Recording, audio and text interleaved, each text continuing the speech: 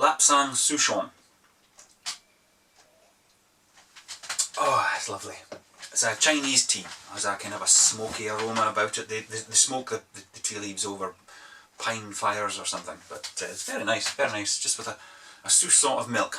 Soupçon in my souchon. Soupçon in my souchon. Anyway. You know that expression about public transport, when people say, oh, you sit around for ages and then two come at once. Well, granted, you haven't been sitting around for ages, but two have certainly come at once. And the second one being the Fokker d.XXI, which is finished in Finnish markings. Finished in Finnish. Yeah, I know I said I was going to do it when I got back from the States, but, well, you know me.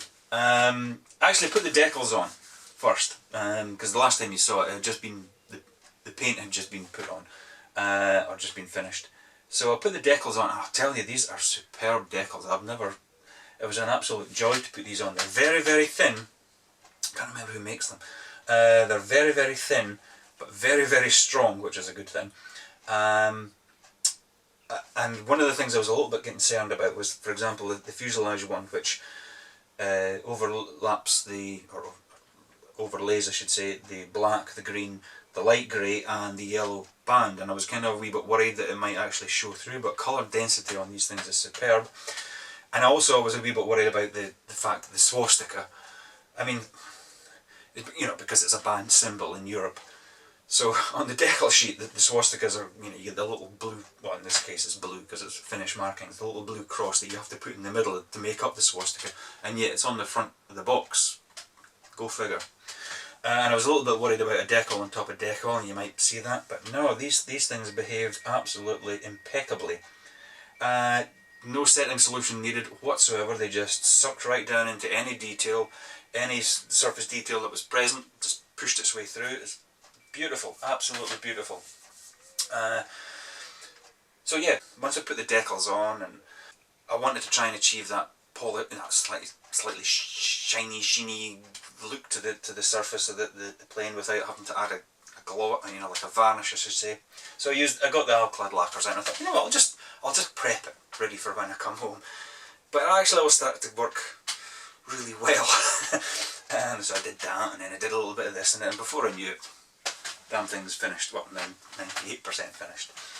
And I went, as I say, for a kind of a tatty look rather than a mucky look. I found a couple of pictures of these things online, not just the other version, I don't know, this is a Series 4, I don't know if the other one's a Series 4, I'm not terribly familiar with these things, but the one that doesn't have the canopy going all the way back, the Mercury engined one. And I saw a couple of pictures of the way they'd been weathered, so I kind of sort of used that as my inspiration. Yeah, it was a fun little build, I have to say, quite challenging. I wouldn't recommend it for someone who is either a beginner or is looking for a nice, relaxing, straightforward, easy build. Not a bad thing that it was challenging, because I mean, every little obstacle that you have to surmount just hones your skills that little bit more. Not that there was actually that much to sort of worry about. I mean, there was the fact that the internal framework in the cockpit area inside the fuselage. Remember I was saying how the tooling was just slightly off. It wasn't like it was a seam line, it was actually like a step joint. So rather than trying to have to remove all that, I just replaced it with rod. So it hasn't enhanced it in any way, it just looks the way it should.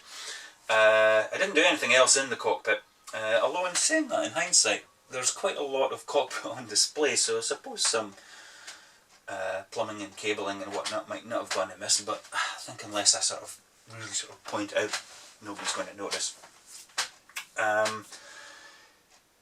The engine, obviously, you know the engine, I did the push rods and the ignition harness on it because the Wasp Twin was somewhat bare compared to the very well appointed Mercury on the other version. I don't know why anyway. And the wingtip lights and the tail light, again, my usual, but although in this case they weren't flush with the line of the wing, they're actually out on little stalks.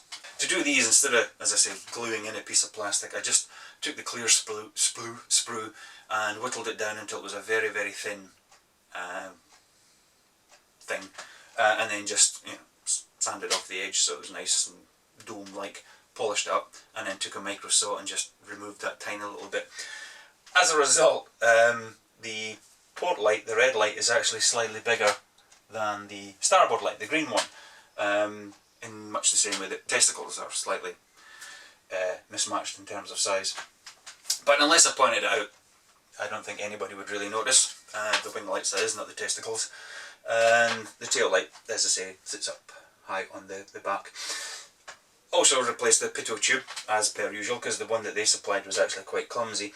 And it's got this little fin on it, which... Oh! I just realised it's even less finished. Because the fin that I used on the pitot tube is actually a spare piece from the photo etch fret, which is actually a rudder actuator.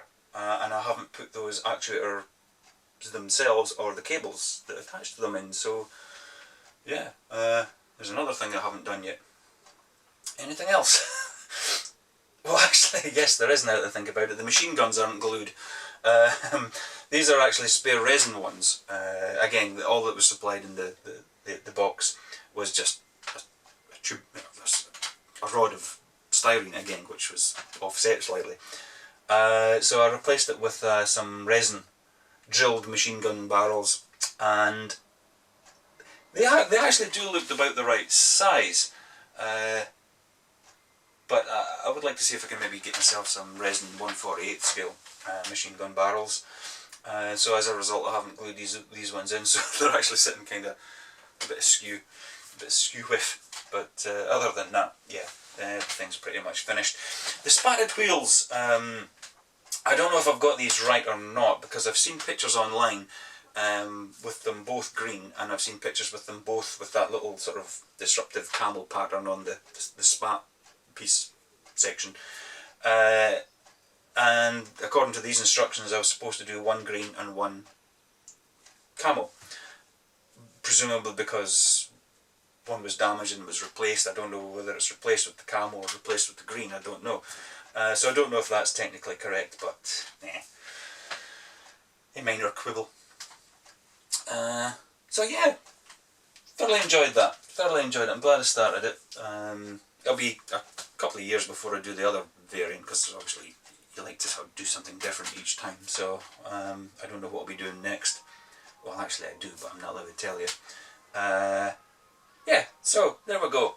Fokker D.XXI. What else? Oh, wait a minute. What else did I do? The exhaust pipes, which are just basically two little stubs that come out the bottom.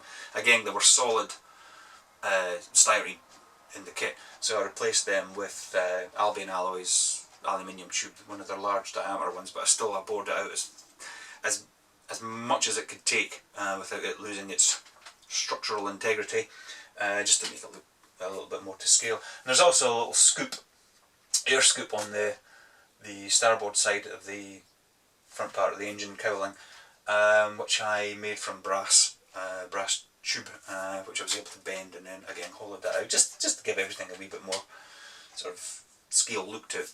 But there we go, Fokker D.XXI Finnish markings. How long did that take? Was that about a month and a half, 2 months maybe? But on and off obviously. But there we go. So now we can go to the States with a clear conscience, maybe pick up a little kit. It was our anniversary yesterday, our 5th anniversary, and typically that involves me getting a model kit. But I've said to the wife, I said, well, let's wait until we're across in the States and we'll have a look, see what I can pick up over there. We'll be in Providence, Rhode Island and Portland, Maine, which will be the two major cities that we'll be in. So I've been Googling to find out if there's any model shops. I keep coming across remote control shops and railway hobby shops, but I haven't managed to find any sort of hobby shops that specialise in, or at least have a selection of plastic kits. I know there's one in Newport, Rhode Island, which we may visit. In fact, that was actually where I picked up the Lavochkin, the LA7. If you look back in my videos, you'll see it. That was quite a nice shop as well. So there we go. So anyway, I'm off to the States. You guys have a fun time doing whatever the hell it is you're going to be able to do, and I shall see you when I come back. Adios amigos.